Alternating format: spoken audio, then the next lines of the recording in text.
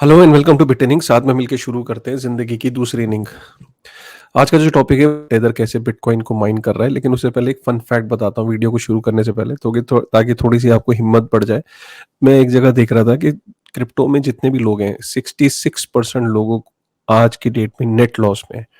तो अगर आपको लॉस है इस वक्त क्रिप्टो में, तो you are not the only one. मतलब टोटल अगर 100 लोग हैं क्रिप्टो के अंदर, तो 66 लोगों को नेट लॉस है इस वक्त। आगे बुल मार्केट आ जाए, क्या हो जाए तो पता नहीं है, पर ऑब्वियसली चेंज हो जाएगी। बट आज की डेट में 66% जो लोग हैं वो लॉस में है, नेट लॉस में। खैर, आज का ये टॉपिक नहीं है। आज का टॉपिक तो जो है वो बहुत ही यूनिक और बहुत ही डिफरेंट टॉपिक है। ठीक है।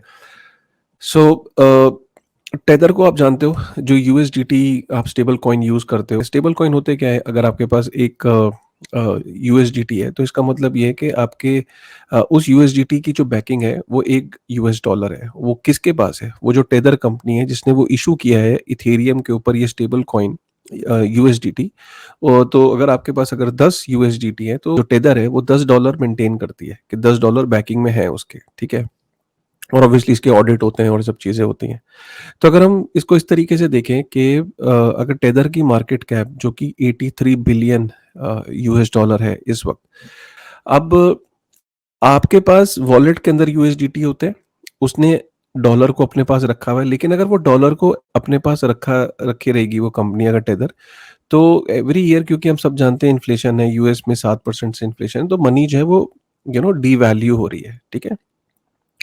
तो उससे बचने के लिए वो क्या करते हैं, वो जो डॉलर है उसको अलग अलग बॉन्ड, और जब वो इन्वेस्ट करते हैं तो आप ये सोचो कि, और अगर उसको वो अलग अलग इंस्ट्रूमेंट्स में इन्वेस्ट करते हैं, और अगर उनको 4 से 5% का एक एवरेज रिटर्न पकड़ ले, तो उनको अप्रोक्सीमेटली आप ये लेके चलो कि 4 से 4.5 बिलियन यूएस डॉलर की इंटरेस्ट में इनकम आती है सिर्फ।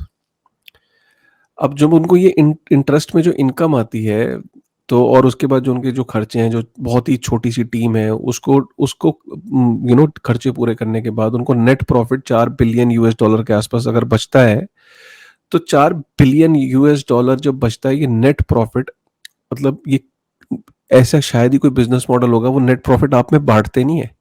अब जो यूएसडीटी को जो होल्ड कर रहे हैं, उनके अंदर वो प्रॉफिट नहीं बांटते हैं। आप होल्ड करके बैठे हो, आपको कुछ नहीं मिल रहा, लेकिन पीछे जो है, जो कंपनी, वो उस पे इनकम अर्न कर रही है। ये उनका रेवेन्यू मॉडल है। अब जब वो हर साल इतनी इनकम अर्न कर रहे हैं, तो उन्होंने ये डिसाइड किया कि यार करें क्या। तो टेदर ने क्या करा, ये डिसाइड किया कि यार जो हमारे पास नेट प्रॉफिट बिटकॉइन या बिटकॉइन से रिलेटेड जो कंपनीज हैं और स्ट्रेटजीज हैं, उसमें इन्वेस्ट करेंगे। और इसकी शुरुआत उन्होंने ये करी कि जो टेदर कंपनी है उसने ये किया कि हम रिन्यूएबल एनर्जी के अंदर जो है वो इन्वेस्ट करेंगे। जो बिटकॉइन की माइनिंग जो है, रिन्यूएबल एनर्जी के थ्रू जो है बिटकॉइन की माइनिंग में इन्वेस्ट करेंगे। और ये खबर जो है, मतलब जैसी ही आई तो मुझे बहुत एक्साइटिंग लगी, और मैंने इसके अंदर से कुछ डॉट्स को कनेक्ट करने की कोशिश करी, वो मैं भी शेयर कर। आप ये देख सकते हो, सीएनबीसी की खबर है, stable coin giant Tether to mine bitcoin in Uruguay using renewable energy. ठीक है। तो अब जो है, मैं डॉट्स को कनेक्ट करके बताता हूँ कि इसका मतलब क्या है। राइट। इसका मतलब सीधा सीधा ये है कि टेदर जो है वो इतनी बड़ी कंपनी है, 83 बिलियन यूएस डॉलर इसका मार्केट कैप है। अगर हम ये लेके चलें कि जितना इसके पास डॉलर है ना, जितना इसकी मार्केट कैप है, अमेरिका के टॉप बैंक्स के की मार्केट कैप के बराबर ये पहुंच चुका है। मतलब अगर हम देखें तो ये यूएस के अंदर 20वां सबसे बड़े बैंक की कैटेगरी में आता है। और टेदर इतनी बड़ी कंपनी हो गई कि अमेरिका को पता है, अमेरिका की गवर्नमेंट को पता है कि टेदर से उनको नुकसान नहीं हो रहा है, क्योंकि ये टेदर क्या रहा है, अल्टीमेटली डॉलर को ही तो फैला रहा है पूरी दुनिया में। पूरी दुनिया में जो क्रिप्टो का ट्रेड है वो डॉलर के अंदर हो रहा है। तो यूएस को प्रॉब्लम नहीं, यूएस को सिर्फ इतनी प्रॉब्लम है कि कल को ये जो कंपनी है ये उसकी होनी चाहिए, वो रेगुलेट करे, और वही हुआ।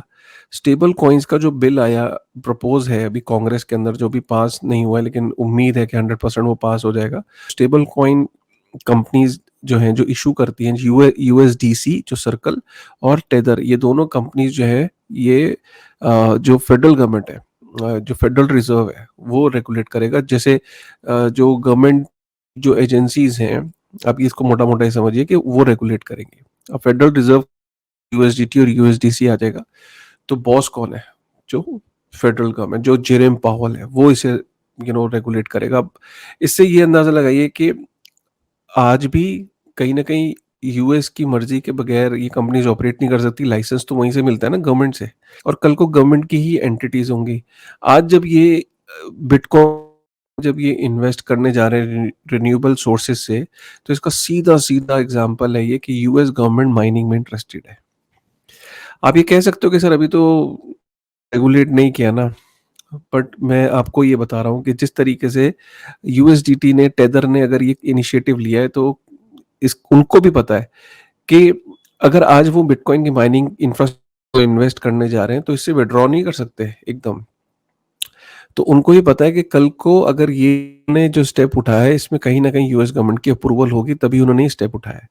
और फ्यूचर के अंदर आप देखो, ये रेगुलेटर इनका फेडरल रिजर्व हो जाएगा, तो वो एक तरीके से तब तो डायरेक्टली ही बिटकॉइन की माइनिंग कर रहा होगा यूएस यूएस की गवर्नमेंट। ऐसा नहीं कि यूएस के अंदर से भी बिटकॉइन माइन नहीं होता, काफ़ी सारी प्राइवेट एंटिटीज़ हैं, काफ़ी सारे माइनर्स हैं, जो प्राइवेट माइनर्स हैं, कंपनीज़ हैं, वो माइन कर रही हैं। लेकिन ये पहली बार अगर ऐसा हो गया कि यूएस की गवर्नमेंट बिटकॉइन को खुद माइन कर रही है, टेदर के थ्रू, तो एक होड़ मच जाएगी। फिर हर गवर्नमेंट जो है, रशिया कहेगा मैं भी माइन करूँगा, चाइना कहेगा मैं भी माइन करूँगा, जर्मनी कहेगा मैं भी माइन करूँगा, यूरोप कहेगा मैं भी माइन करूँगा।